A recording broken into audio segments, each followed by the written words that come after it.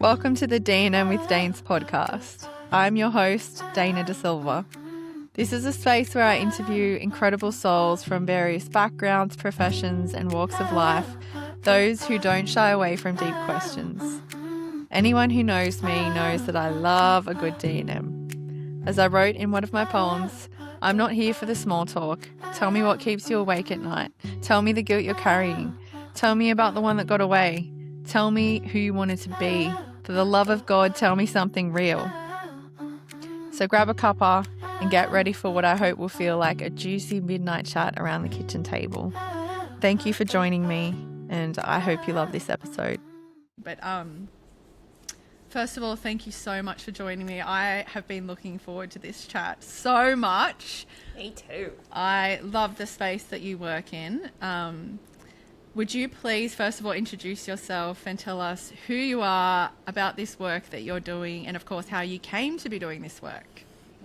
So I am Rhianna Jade. Thank you for having me on. I am a registered psychologist and an astrologer, a meditation teacher, and the work that I do is really about helping women especially, but everybody, to access deeper parts of themselves and the authentic parts of themselves. And I love that psychology gives the tools and the strategies to navigate the difficult times, and astrology gives us the vocabulary and another language to work with and cycles. So it's really about helping us get back into the natural rhythm and flow of things rather than resisting against what is. And it's something that I've used in my own life for my whole life. So it's not just about having read things in books, it's things that I see working and feel working. And even when I'm not being conscious of it and I go back and reflect on it, I see these patterns and these systems and these structures working. So I feel really passionate about supporting other people to have that kind of blueprint for themselves as well.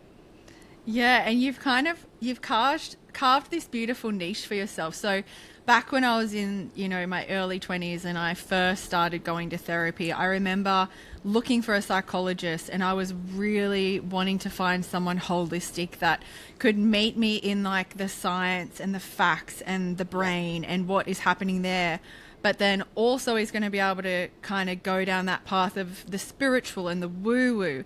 And finding someone that has integrated those two things is not easy. They're often sort of contradictory.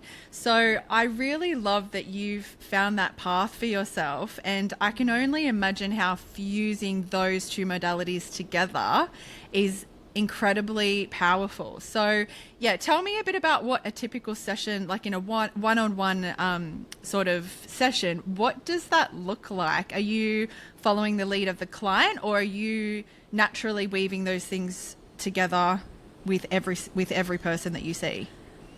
No, I am following the lead of the client, and to be honest, the way I work is I do start more psychological. If they're coming to me for therapy, we do start more psychologically, where I'm bringing in the neuroscience, because as spiritual and woo-woo as I am, learning the neuroscience and learning about neuroplasticity and learning about what's actually happening in the brain when I'm meditating and how that's shifting and changing things was an absolute game changer for me. And I always say, I think of myself as pre-meditation Rhianna and post-meditation Rhianna. So the way that I work is resourcing people first with that information and knowledge, and making sure that they're actually upskilling themselves in that way, and they're learning how to be in their bodies, how to feel their feelings, how to understand what the fuck their brain is saying to them and how that's impacting their body.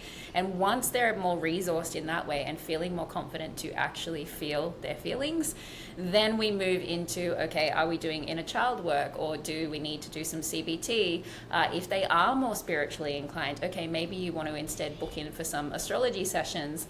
Unfortunately, with the way the psychology industry works, I'm not allowed to do both together.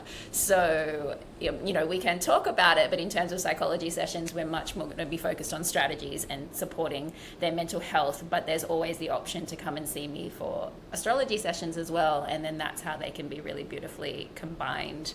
And yeah, as I said, I just think it's a no-brainer to put them together. There's the mythology, there's symbolism, there's just all these other ways we can then access information about how we learn and how we think and how we feel and what our core wounds are. There's just so much to work with. Yeah, and I can imagine there'd be a lot of people in the psychology industry that would kind of turn their nose up at the astrological aspect, and that, as I said before, they can be quite contradictory. And a lot of people perceive astrology as super woo-woo, like there's no, there's no substance to it. It's just something very superficial. But the more you kind of, as my experience has been, the more you delve into it, it's quite rich and deep. So do you mind, if you have the knowledge, to share about the origins of astrology and what that actual modality is? Yeah, Well, it's not a modality. What's the right word here? Well, it is a pseudoscience. It dates back to the times of Mesopotamia, and back then, astronomers and astrologers weren't really thought to be too different. And this is based on thousands and thousands of years of research, of watching where the planets are, how that's impacting when we go back to the roots of astrology, it's about as above, so below. And just like explorers were looking at the sun and the moon to navigate direction, it's the same with astrology. We were looking at what the planets were doing and then how that was impacting seasons. So it was very much more linked to how they were living on a day-to-day existence, when they were able to farm, when they were able to get food. So it actually has a lot of its roots based in that. And if we're allowed to go into the more political side, then religion came in and they started poo-pooing on this type of way religion? of living. No, I don't believe you. I mean, one of my early teachers, I found it so fascinating, right? The history of it. So even all the kings back in days of yore, whatever you want to call it, they all had an astrologer. That was how they were even planning battles and how they were making decisions. So astrologers were actually very respected, very revered. They were just part of court. They were part of life. And yes, then things changed when certain things started in the world, and it was made to seem like it was just gimmicky, and not something that we should utilize, because it's actually very powerful. And when we live by the cycles and by the seasons, and we're more in flow, we're so much more powerful. So I can understand why certain people and things in the world may have wanted to poo-poo on it. Absolutely. And I think as well, around maybe the 1930s, you'd know more than I would, having studied it, but there was basically this, it went into the media, into the newspaper columns and whatnot, and they had to simplify astrology, and they also have limited space in the press, so they had to condense something into, and that's how we ended up with the sun sign, and people obviously saying, how can that be, all Geminis be experiencing the same thing? And I get that, which is fair, right? Yeah, exactly. But I suppose, tell people what it actually looks like beyond the sun sign. So from my understanding, I would love for everyone walking the earth to have a copy of their birth chart. I think that it is like a blueprint for your life path, for your dharma, for your karma, your strengths and weaknesses. I think it's a beautiful complementary tool to have, in your back pocket as you navigate this crazy experience that we call life. And so my understanding is that the birth chart is essentially a snapshot of the sky as it was the moment that you were born. Correct. You've nailed it. That's exactly it. And it is how I explain it, right? It is our default setting, but we always have free will. So it's not this thing that we're locked into. This is just like the energetics of us, of what we will fall back into if we're not being consciously aware of our patterns. And there's nature versus nurture. Yes, we've got our birth chart, but we're also going to be different based on how we were raised and where we live, our economic access. So it is a great blueprint to have, but I also want to make sure that everybody knows they also still have agency and still have capacity to bolster up, any of the challenges or any of the, let's say weaknesses in inverted commas in their chart, and the capacity to make the good stuff even better. Yeah, and I wanted to touch on a little later, but I'll just mention it now briefly, is that I believe astrology should be empowering. And of course there's you can get a bit carried away with the chart sometimes as well, or focus on the negatives of your chart, for example. And it can kind of, just in my experience, I've noticed when I've gone a bit sort of into that disempowering lane, and I'm like, you know, always trying to steer it back to like, it should be empowering. It should be making things, you know, better for me and positive for me. So yeah, I just am interested to know your thoughts on that. Absolutely. And with everything, right, with every sign, with every planet, with every house, there's a shadow side and there's a higher octave. So even those things that potentially look like a weakness in your chart, there will be a higher octave to it. And we go through different seasons where that part of our chart isn't necessarily as active, and we'll go through these beautiful seasons where the more flowy, you know, or the more easeful parts of our chart are activated. And like I said, right, we've always got that capacity to move through. And I really relate to what you said, because even when I was young, I've been studying astrology since I was 10. I'm a Scorpio. Can you imagine what all the books said about Scorpios? You would have gone down to the bottom of the ocean. Right? I was like, oh my God, I'm the worst human ever. And so I completely disowned a huge part of myself. I've got a Scorpio stellium. And it wasn't until I started studying more and I found beautiful, amazing teachers that I realized by shutting down that part of myself, I was shutting down the best parts of myself. So it's really important that we're always discerning, that we always remember our own agency, that we are the experts in our own life. The astrology, the psychology, the religion, the science, all of it is just giving us vocabulary and tools to work with and articulate things and access things. But at the end of the day, as I always say, everyone's saying the same thing, whether it's science, astrology, religion, it's all just packaged in a slightly different way. Yeah, absolutely. Oh, I have so many questions to ask you. Where do I want to go next? Where do I want to go? I think one thing I'm still not quite sure on, if you can just really briefly sort of summarize it for me. There's obviously different types of astrology. So you're working with Western astrology, but there's Vedic astrology as well. So Correct. How different would my chart be, say, if I've predominantly worked with the Western astrology, you know, map or whatever you would want to call it, and go over to Vedic? Is my star sign going to change? Because I will say, once ChatGPT tried to tell me I was a Virgo, and I honestly had an identity crisis. Like, I was like, my whole life I've thought, and I was like, whoa, this is actually a really good lesson to me, because I'm really overly identifying with this Gemini. But, you know, and I guess it comes back to that thing of like being discerning and, you know, using astrology, but don't get too attached to it like I was. Well, yeah. I think the real meaning of the story there is ChatGPT gets astrology wrong all the time. I actually want to do a post and a video about this because I've been testing it out. A lot of my clients are saying, oh yeah, I've been using ChatGPT.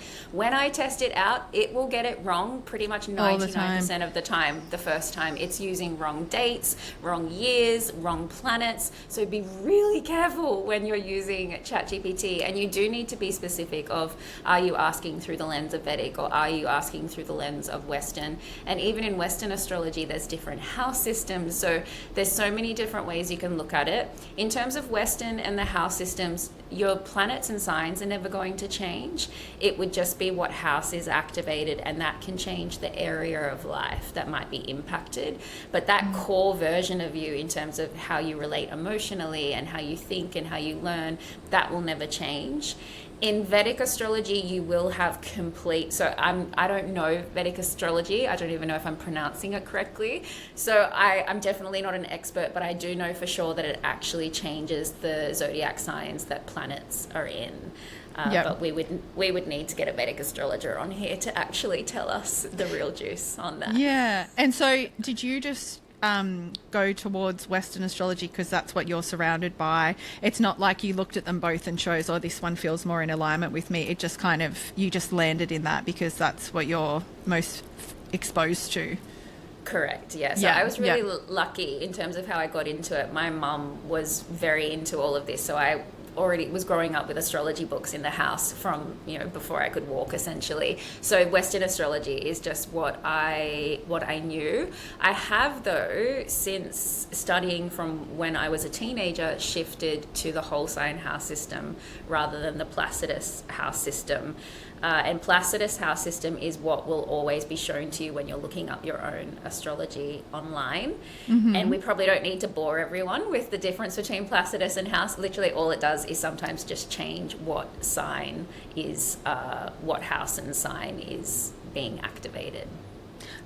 Okay. So the chart itself kind of, all the signs, is like you'd still be the same All sun the sign and planets, everything like correct. that. Yeah. Yeah. And so for someone sort of really mathematical, wanting like the evidence and all of that, how do you kind of explain to them that the credibility of astrology in terms of what we're actually studying here? You know what? I don't actually try and convince anyone. And it's hilarious. My brother is super, super science, and I've always been more la, la, la, la, la. And I used to like so try and get him to understand my perspective when I was younger. And the second I stopped doing that, and now I just talk about it normally, of course he doesn't believe in it. It's not his thing, but I can see him at least kind of respecting where I'm coming from it. He can understand that it's more than just this gimmicky thing in a newspaper. But if I really had to plead the case, this is where I would be explaining the history and the roots, you know, dating back to Mesopotamia, the fact that it was more used to live off the land and to survive, that it had these really physiological importance, and it was a survival type thing. But I tend to not try to convince. If they're not into it, they're not into it. But how do you know how we first came to understand that, say, like Saturn, the energy of Saturn as a planet is like that taskmaster, and like the moon being more connected to the emotions and sun to identity? Do you know how we first ever connected with the energy of the planets? Do you know, it's a really good question. I've never really dived into that part. I mean, there's elements. So, for instance, Saturn, right, is the planet that, you know, literally has a ring around it. So you think about that, that's restrictive, right? So we often link Saturn with boundaries, with restrictions, and the moon, because it's linked with the tides and it's changeable, that's kind of like our emotions, right? But that's just more my intuitive instinct. I've never actually delved into it. I think it is a great question and maybe something I should delve into, and then we can have another chat. Interesting. Another time. Absolutely. I think as well, I wonder if women are especially called to work with astrology just because of, like, say, like your menstrual cycles syncing up with the moon often. Like, I don't know if it's just a easier sort of segue to make, because we are such cyclical beings, and it's interesting. But yeah, so in terms of the birth chart, I had my first astrology reading with Mark Lawrenson back when I was in my early 20s. He's amazing. So he's a teacher of astrology. He's got an astrology school, and what he does is, when you go and meet him, he basically writes a story for you, which, as a writer and a Gemini, you got me at that. And he writes your North Node story and your South Node story. So he writes like the energy of your sort of past life and what you're letting go of in this lifetime, and then your North Node, like your North Star, what you're kind of stepping into. And it was so eerie in the way that it kind of got me right in my core, like, and it really made me sit up and pay attention. So what was the first thing, or what's some of the stuff in the birth chart that you think is just like, when for someone that's first discovering their chart, is it like the North Node, South Node? Is it the way that the sun, the moon, the rising? Like, what gets you really excited when you look at someone's birth chart for the first time? So from a psychologist perspective, the North and South Node and Chiron are my go-tos, because the nodes are that it's where we find the most meaning and purpose, and also where we can get a bit lazy, where we relax into a little bit too much. So that can often show me where there might be some blocks and where we can help to start push things forward. And then Chiron, and for everyone listening, it's spelled Chiron. This is our core wound. So where we feel sometimes the most shame or the most tenderness, where we feel quite raw. So I'm always really curious and interested to look at that. And I love by being able to introduce this, like I said, it gives another language or another map. I've had a reading from Mark as well. He really is amazing. So I tend to bring in that story, like, it may have been this in a past life, and this is, who you were and how you operated, and this is how it could play out here. But I'm really guided by my intuition. So it will depend on who the client is, what they're looking for. Some people are much more practical. So they're like, just tell me what planets are activated and what's going on. But I think, the nodes and Chiron, otherwise just really bring it back to the simplicity of the moon, because this is what nurtures and nourishes us. This is how I really got into astrology too, by following the moon. I think that's a really accessible place, because we tend to, if I say, okay, you're someone who leans more towards feeling angry and antsy, and so you really need to move when you're feeling something, they're like, yes, that is me. So you can really explain a part of their personality to them in a way that's very accessible and immediately easy to feel and resonate with. Yeah, and I think as well, with astrology, you've got the birth chart, which is amazing to just, a general kind of look at who you are and what you're here to do and whatnot. But then you also can kind of use astrology for is it predictive astrology or what you call it, where you're kind of looking ahead. So you're always on your social channels, you're always kind of tapping into the energies at the present time, and, just a little further ahead, and you're kind of just really giving people guidance around what they're feeling on an energetic level as a collective, how it might show up for them personally. So just tell me a little bit about that side of astrology.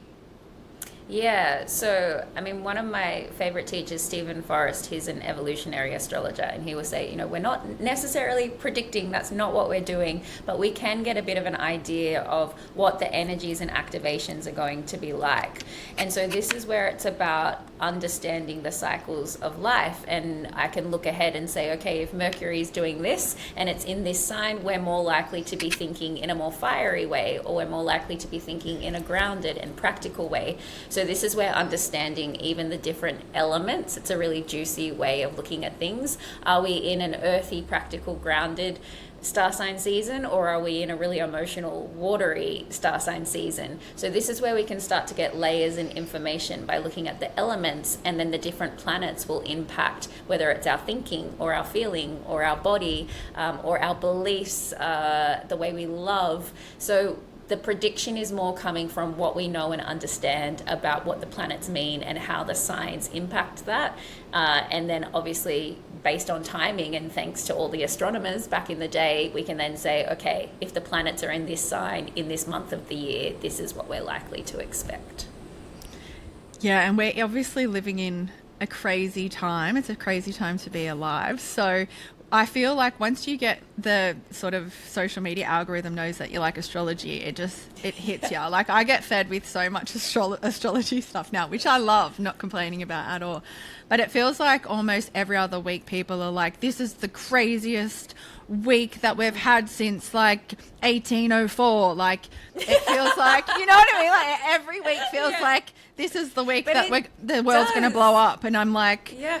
And so what I wanted to know was, is there anything that you are seeing ahead, whether for the rest of 2026 or in the next couple of years, that you look at and you go, wow, that's some intense energy?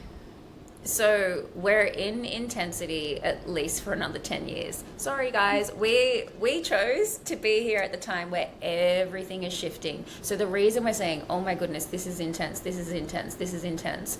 Basically since 2020, we've had these major activations that were finishing up decades and even centuries of energy. And so for the last 6 years, we've been making that transit now into this new century of energy. And this is why everything feels so weird and so what the hell is going on? We're not the same world anymore that we were in 2020, and not because of all the other stuff that was going on. astrologically, and that was how it manifested in the world. So because we are in this very new phase of Aquarian energy with Pluto in Aquarius, a very new phase of fire Aries energy with Neptune moving into Aries, it's a completely new ball game. So essentially every activation that we have now is going to feel intense, and we're not really going to know what to do with it just yet because it's completely new. So that's why it's like, why is it every week? So every week. It's unfortunately going to continue like that for another few years at least, until we can go, okay, we now understand this Pluto in Aquarius energy, and we now understand this Neptune in Aries energy. Are you saying that in, say, a decade, you can see a big shift of a more calmer period, or you're saying you at least can see? I definitely won't say that. No, actually, I haven't even looked, so I can't say, yes, I've looked, and that's what happens. This is going off instinct, right? It's like anything, yeah. If you learn a new way of writing, or if you learn a new genre of dance, or if you learn how to cook a new meal, initially you kind of suck at it, right? And it's not, it's not easy, it doesn't flow, but the more you do it, the more you practice it, the easier it becomes. And so essentially, collectively, the whole world, we're all in this little baby toddler era where we're trying to figure out what it looks like and what it feels like to have certain planets in these new signs. So intuitively, what I'm saying is really, it should get easier as time goes on. Having said that, I haven't actually looked 10 years ahead to know if there's any other fuckery going on, which with the way things have been going, it's likely that they are, right? Yeah, absolutely. And just what you were saying about your intuitive, I just want to mention that's what I very much feel from you as well. Like, I feel like you've got your psychology background, you've acquired that knowledge, you've got that deep interest in astrology, but I feel like you're very intuitive as well. Like, that is a key part of your work, and I feel like you integrate all of that. And of course we can all, well, if we want, we can go and do a psychology degree, or we can teach ourselves astrology, or go and do your astrology course. But you've got something that can't be taught, and that's your unique intuition. So I'm sure that all of your clients have such a beautiful container to be held in, because you're just a powerhouse. So I feel that from you for sure. Thank you. My pleasure. So where do I want to go now? Yeah, so I think I've annoyed you over the years with questions about astrology. Like, I've slid into your DMs from time to time being like, what the hell does this mean? So one of the things that I find really interesting is relationships. But before I get to that, sticking with the individual chart, do you think there's such a chart that is just like chef's kiss, where like every planet is sitting in the perfect, most cohesive positioning? This chart's got a decent balance of earth, water, air, fire. Is there such a chart? I mean, there might be, but I'm going to lean towards no, right? Because we wouldn't grow as a human otherwise. We do need the challenges. And what I've always been taught, and what I feel to be true, and what it's important to know, actually, what you were saying before earlier about, I feel like I have these bad placements, or I know once we were chatting about, having all these planets in the 12th house, right? But there's a gift to that as well. That's your psychic ability. That's your capacity to, it's like that would give you your creativity for writing. And if you think about your life in general, right, we level up the most after the toughest times in our life. So we don't want a chart that is perfect, because we would become complacent. We probably wouldn't aim for much in life. We would just be floating through. It's those challenging placements that actually force us to grow and to evolve, and then we can transcend them. And just like our core wound of Chiron, we're not wounded our whole life. Part of the Chiron journey is we start to understand what our wound is, we work on it, we start to heal it, we then become the healer for other people. So there's always gold and magic and juice in the quote unquote tough placements or difficult aspects. Yeah. Say someone comes to see you, they're having a really tough time. You have a look at their chart, they've got a lot of heavy karma in the chart, like you can see a lot of really tough placements. What do you say to them? I validate that first. I'm not like, oh, well, life must have been easy for you, huh? It's like, wow. I'll often be like, I just first want to start and ask how you are. Are you okay? Oh my goodness. And they're like, oh, right. Like, what's going on? So it's that I never shy away from the trickier pieces, because that's what they're feeling and experiencing anyway. And they're not going to get anything out of the session if I'm like, things are great and they'll be great and they'll forever. It's no, you just name what's true. And that's a huge piece of my work. It's like we've got to actually face what the truth is, and then the empowerment piece comes in. It's like, okay, now you know this about yourself, the responsibility is on you and me to help you to transcend this, and we turn this into gold, and this becomes the thing that will probably be your favorite thing in your chart, because it's the thing that helps you access your power and your magic. Yeah, and so just what we touched on before, so I have a Gemini stellium in the 12th house, I think. And you said that you have a stellium in Scorpio. I do. So the 12th house, if I understand correctly, is like a hidden kind of house. So it can be a bit, I mean, you'll explain this, but you might be better to explain it. But essentially, if you go onto the internet, like I did, I found out I'm a 12th. They call us 12th house people. We have a name, and you can find a lot of really confronting stuff, right? Like it can be like, oh shit, I guess like you when you went into the Scorpio realm, and you're like, I'm a bad person. Like when I first realized I was a 12th house person, I was really confronted by that. And I guess like you, it's just taken me time to see it as like, it's shadow, but it's also gift. Like if I didn't have that, I wouldn't be able to tune in and do the writing that I do and all that kind of stuff. So what do you say to, 12th house people or similar, situations like that where they hit the internet? It could be some negative connotations attached to it. Yeah, so this is where discernment is really important. This is where knowledge is power, right? So get the knowledge, but then don't just marinate in that thinking the worst things about yourself. Go and access support from someone who can then explain it to you, because you'll then learn that there's a higher octave. And I mean, there's so much beautiful about the 12th house. There's so much beautiful about every house. There's always going to be juice and magic there. It's kind of like when I describe a moon sign to someone to validate. It's like, you know what, you're not a person that wants to talk about your feelings all the time. You actually want to go and do something practical and take action. And with 12th house energy, whenever I see this, and I often get a lot of 12th house babies as clients, it's about saying, you know what, you need to trust that you do need more alone time, and that you're not isolating and you're not hiding from the world. You actually need that time away to recharge and to reflect, and that's where you actually get your power back and get your energy back. And yes, you are a psychic sponge and you do literally feel everything else. So having that knowledge and then learning how to be better with your energetic hygiene, learning mindfulness skills, learning strategies that help you to understand when what you're feeling is yours versus where it's someone else, it becomes really empowering. So it's just about learning how to work with where the energy is in your chart in the best way, because there's always going to be gold and positives of whatever's activated in your chart. Do you think that people who have a concentration of planets in one sign, like yourself with Scorpio or me with Gemini, do you think that is because we've come here to learn the medicine of that? Like, Absolutely. why would a chart be so heavy in one particular element?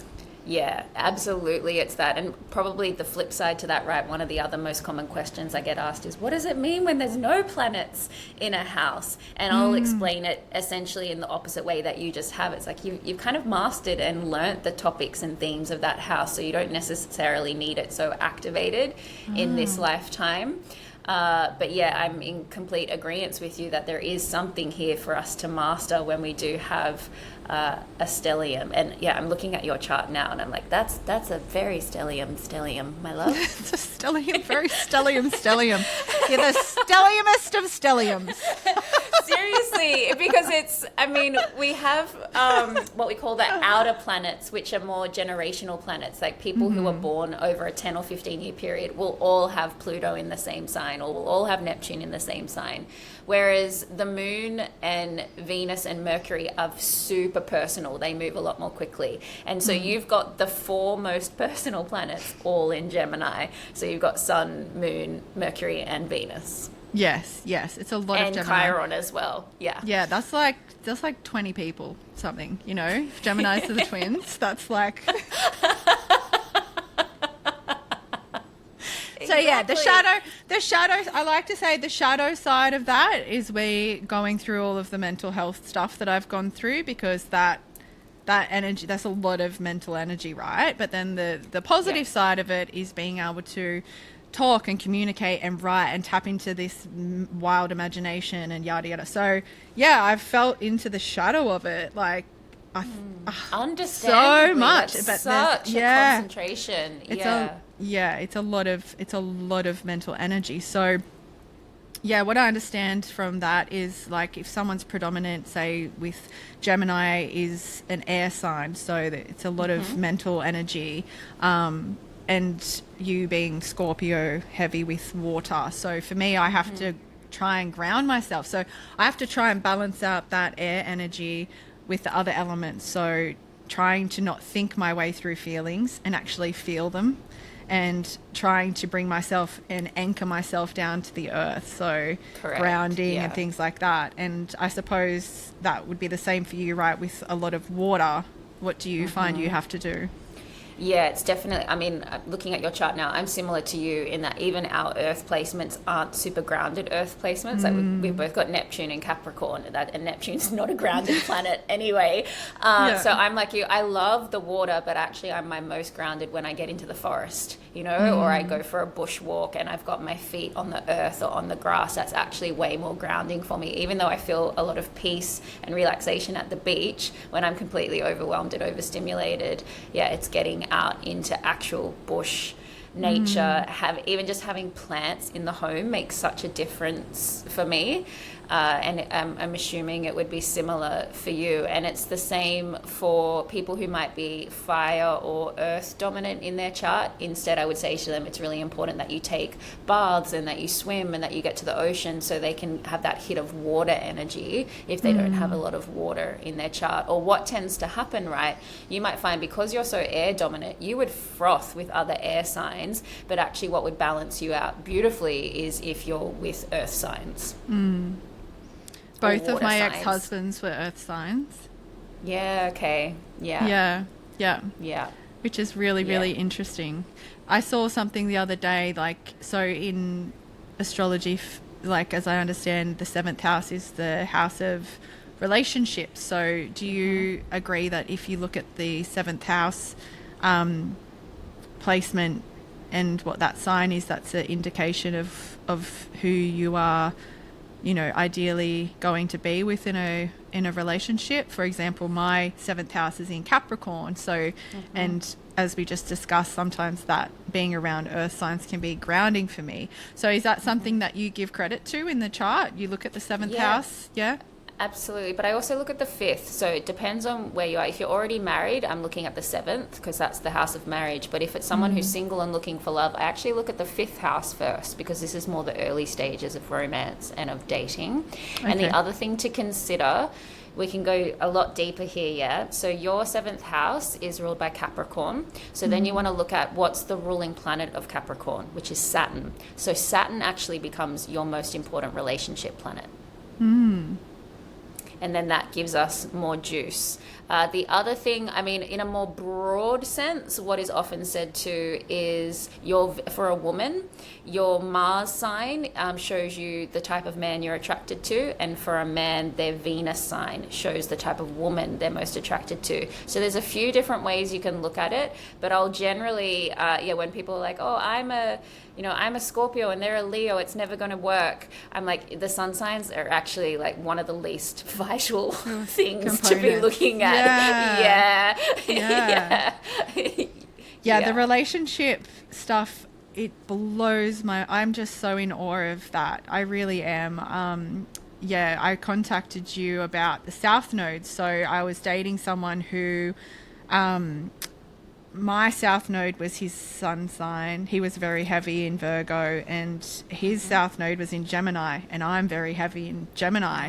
So it was, like it was like the intensity was this. I knew it was a deeply karmic thing, but it was like intuitively I knew that it probably wouldn't work. And then when I looked at the chart, I was like, wow, like that is mirroring exactly what I'm already feeling within. Yes. And I have heard people talk about some of the things with, what are some of the things that really make you sit up in your chair in terms of a relationship having longevity? Like when you look at it and you go, I think this one's going to go the distance. Yeah, so you'll want Saturn involved, because Saturn's linked with long-term commitments, and you want him making like really nice connections with, say, the sun, the moon, Venus. You generally want your sun sign and your moon sign to be in good conversation between the charts, because if you're someone who's an earthy moon and then you've got someone who's a fiery moon, like what nurtures and nourishes you is very different. Your love languages are going to be very different. If you're Mercury, like your communication signs are wildly different, that can show that it's probably not going to have a lot of resonance. Again, it doesn't mean it's dire and it's not going to work, but when you're seeing things like same kind of not necessarily the same sign but the same element, so it's like their water matches your water or their earth matches your earth, you can see okay, there's going to be a lot of resonance here, it'll be a lot easier. And the other thing is you don't want too many squares between planets, as that can create a lot of tension and friction. So if I'm seeing, I hope using these words is not going too technical, but if I'm seeing a lot of trines and sextiles where it's like the signs and the planets are in an easeful conversation rather than having to constantly battle each other. So there's not ever like one thing, you just want to make sure that the synastry is complementary and that I can see that there's a lot of flow as opposed to a lot of contradiction. Is there any truth to, I heard someone saying that if you're like in a lot of romantic partnerships, the one person's sun sign will be the other person's rising sign and vice versa? Have you ever put that together? That can happen for sure, yeah. There often is a first house link because we're often very drawn, like if they've got the rising sign qualities, we're like, wow, that's, I love that. Maybe that's not how I present, but I really love that about them. And it might be, so it's kind of like a magnet almost. Yeah. So say if you're dating somebody, how long do you wait before you ask for their exact time of birth? Like 5 seconds after I met them. Great question. How do you navigate that? It's an art form, dropping it in, right? Yeah. Where were you born? Like, was the moon out at that time? Like, would you say it was like close to midnight location? or? Yeah. I mean, it's easy for me, right? I'm an astrologist, so it's quite easy to I'm like, so obviously I'm really curious about when you were born. Yeah. You know what? I would hold back. There's so much confusion when you're dating, right? You don't need something that's going to have you fantasizing or creating stories any more than is what usually is happening, when you're first meeting someone. Just meet them, get to know them, trust your body signals. You can weave the astrology in later. Yeah, that was my next question. So, okay, hypothetically, you've met someone who is just your heart, your soul, you're like, this is amazing. And then you pull up your synastry chart and boom, just conjunction. Like, how do you separate that so that you're still human, having an human experience and like living from experience without letting the astrology influence you too much? Well, the beautiful thing is we become quite delulu when we're in the throes of love, right? So even if you look at it and you see it's bad, you'll be like, that's not a thing. That's not a thing. There's this one thing that's great. That's what's going to hold us together. Absolutely. That's what we do. What happens? And it's not until later that you're like, I feel so seen. Yeah. And then in retrospect, you're just like, of course, that was accurate. That was right there, waving red flag. Yeah, correct.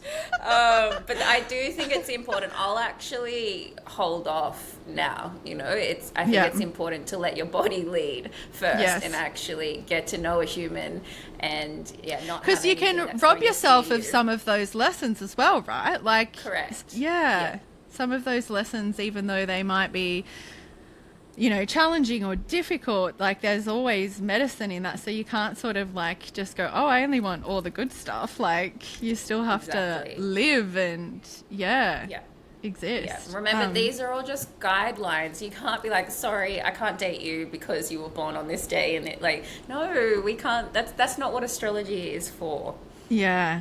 There does seem to be like a huge, I don't know. It's hard when you're in the bubble.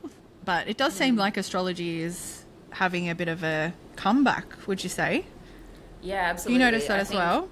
Yeah, definitely.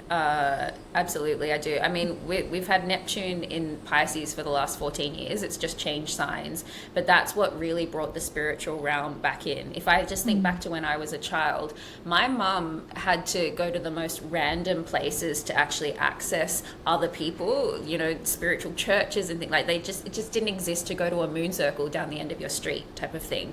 So with Neptune in Pisces for the last 14 years, it's become much more accessible.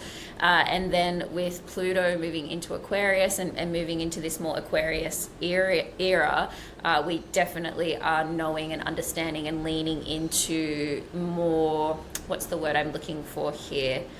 Alternative modes of interpreting things and working with things.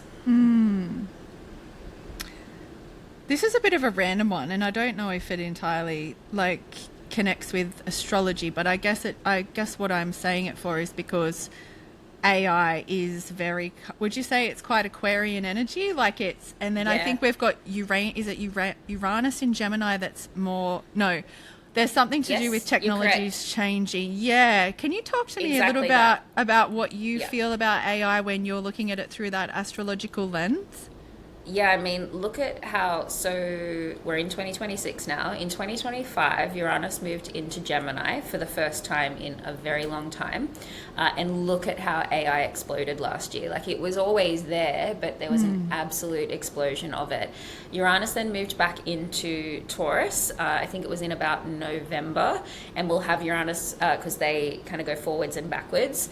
He's then now starting to move forwards and will pop back into Gemini in April of this year. And he's going to stay there for 7 or 8 years. So we're going to continue to see things moving really quickly.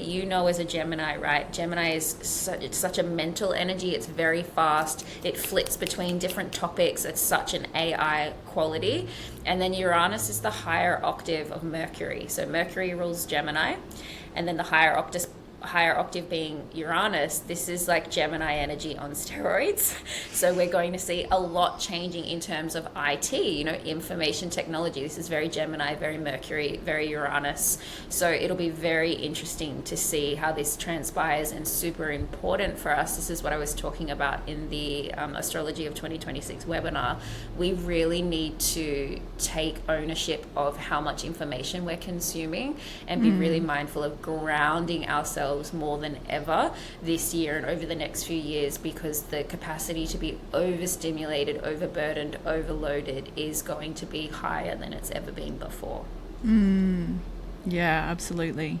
And I think I'm going back in time a little bit now, but there was this big shift, a collective shift. I think it was, I don't know, it was to do with structures crumbling, old foundations crumbling. Yes. And I mean, I just feel that's so occurring with the illusions of Hollywood unraveling and really embedded institutions and the exposure of what's gone on. And what particular astrology transit is that connected to? Is that so that was Saturn. That was what I was talking about in the 2020. That was when we had Saturn and Jupiter and all these planets were coming together. It was Saturn and Pluto came together. That was the huge one in the sign of Capricorn. And so this is where the patriarchy has been huge for so long, and it was like this was starting to crumble now, and Capricorn energy is much more, I do love Capricorns, but the shadow is top down, you know, I'm the boss and then there's all my underlings, and so that was really crumbling, so we could move into this Aquarius energy where it becomes much more about the collective again, and we can start to trust and bring back the matriarch and the intuition and feminine energy and flow. It's not about him versus her, us versus them, it's just more about it had swung too far one way, and of course we need something big, you know, to shake everything up so that we can start to swing back the other way to somewhere more balanced. And I think you offer things on a monthly basis in terms of what's coming up, or people can do year ahead forecasts and things like that on a personal level with you. Without giving too much away, what's a little bit of a taste for what we can expect for the rest of the year? Oh, that's a good question. Well, there's a few things in play, right? So we have just moved into a 1 year. We've also, as of last week, just moved into the fire horse energy. So astrologically, how that weaves in as well is we're very much in an air and fire dominant year, which is very different to what we've moved through for the last many years, where it was much more earth dominant, much more grounded, a bit more water in play. So it's fast paced. There's a lot of mental energy, like we were just discussing. There's a lot of us that we're wanting to move. We've just come out of the year of the snake. So this year is very much about allowing ourselves to start to take new directions, to feel brave, to actually make those choices that we've all been sitting on for quite a few years, that we could intuitively feel them, but we didn't feel ready. We're now moving into an era where we're realizing we're ready, but we have to make sure that we're being discerning and moving with integrity and not just moving for the sake of moving. Love that. Speaking of moving, you have just relocated. You went from New South Wales to Queensland? I went from New South Wales to Europe to Queensland, to New South Wales again, to Queensland. Yeah, so I've been all over. I think that's the beautiful perk. That's why I love what I do, working online. I can move around everywhere, and the way I decompress from the deep psychology work and the deep astrological work is through dance. So I was really lucky last year to move all through Europe and go to all my bachata and salsa dance conventions. It's been amazing, but it feels really good to be back home now. There's something, you know, you can't compare the Aussie summer and the Aussie beaches, and to just actually land back somewhere and not live out of a suitcase for a few months feels really nice. I was going to say to you, have you looked into Cartography? I have, I love it. Was that an influence on your move? It wasn't, no. I mean, it was back in the day, because interestingly, Gold Coast, which is where I am, is one of my Jupiter lines, which is like a luck and abundance line. So I was like, oh, yeah. And the east coast of Australia is always a winner for me. But I was mindful of it, actually, when I was over in Europe and the UK, like the more spicier spots with my Astro Cartography. So yeah, definitely is something that I look at, but it's not, I wouldn't say it's my absolute strength. Like, I'm much more psychological and evolutionary in terms of how I work with astrology.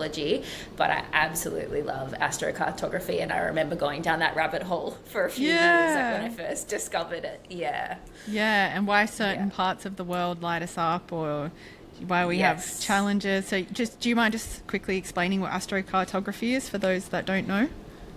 Yeah, so astrocartography shows where it's like these lines that go through all the different countries or the different hemispheres, and it shows whether it might be like a Pluto country for you, which would be much more deep and psychological. Like, you'd find that maybe you're having moving through deeper, darker shadow work when you're in those countries, versus maybe then, you know, that might be in Egypt, and then maybe you go to Bali and you're like, I just instantly relax here and I don't have to do anything. And you might have a Venus line or a moon line running through there, so it just feels much more easeful. So again, it's just another interesting way of finding language or an anchor point to help you make decisions. And is it literally like the sky chart is being planted on the Earth map?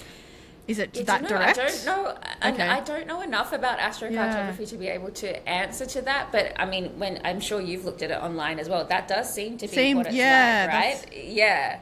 it's like, okay, here's where the planet was when you were born, and geographically this is how it kind of moves around. So I think you're bang on with that. Now you've got my mind ticking. Now I'm like, I want to actually go and look at that. I'd be interested to know as well. Yeah. Maybe come up with some questions and I can go and do some research, and we can have another chat soon. Yeah, I'd love a chat.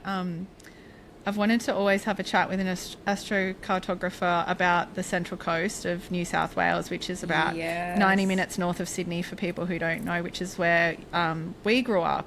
And it's got such an interesting energy there. Like, it's so many people I speak to have a love-hate relationship with it. I'd be fascinated to like explore the astrocartography of that particular space. But it's a very it's not a conversation of interest to everyone. It's more just a very curious thing of, having where I was born and raised, and the feelings that I have about going back there and stuff. No, I'm in Sydney.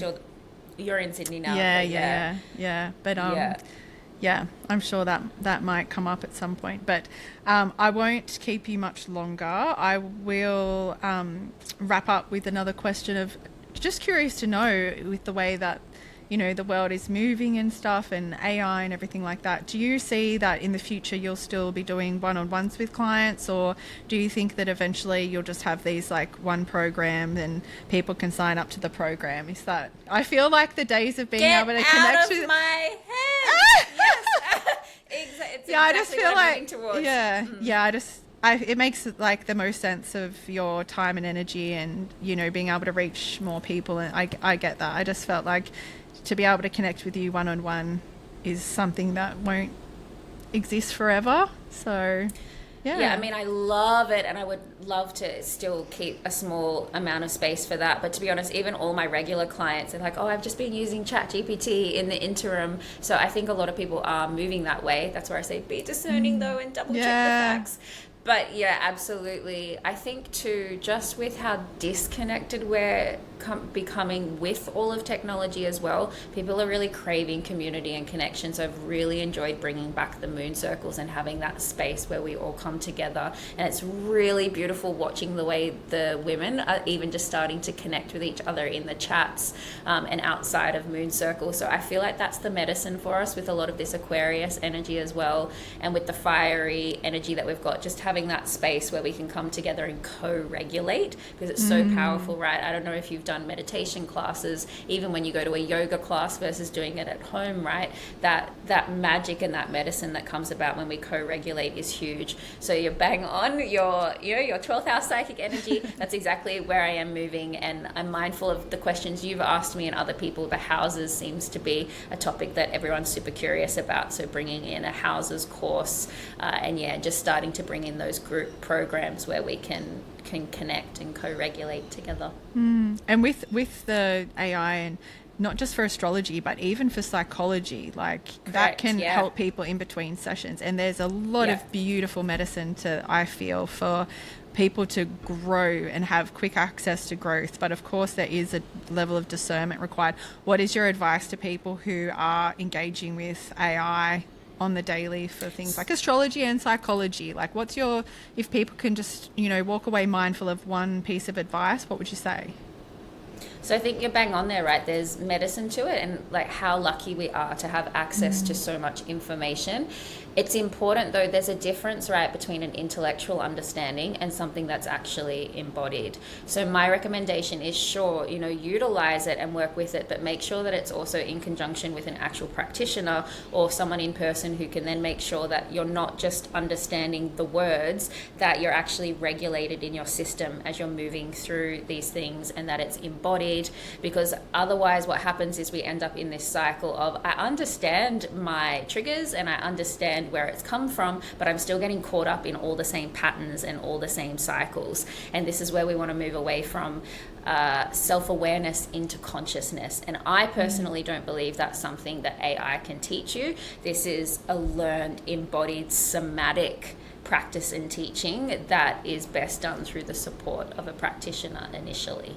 We could have a whole other episode about psychology and AI, and yeah, that's amazing. Yeah. Just one other thing I wanted to ask you before you go was, when you first went off to become a psychologist and you had to do that massive commitment to study for, what is it, 6 years or something before you can... Yeah.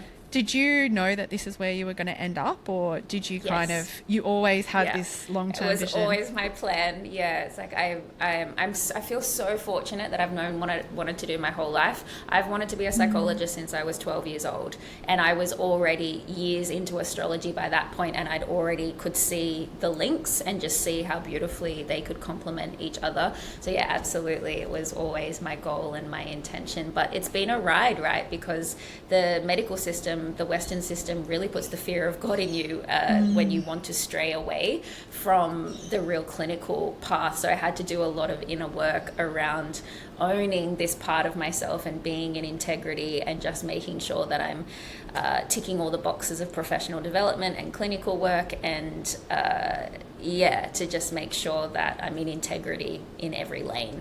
Yeah, and are there any big goals left for you to tick? Like, do you see that you can, bring other practitioners through in the style that you work in, and we can have more people like you doing this work?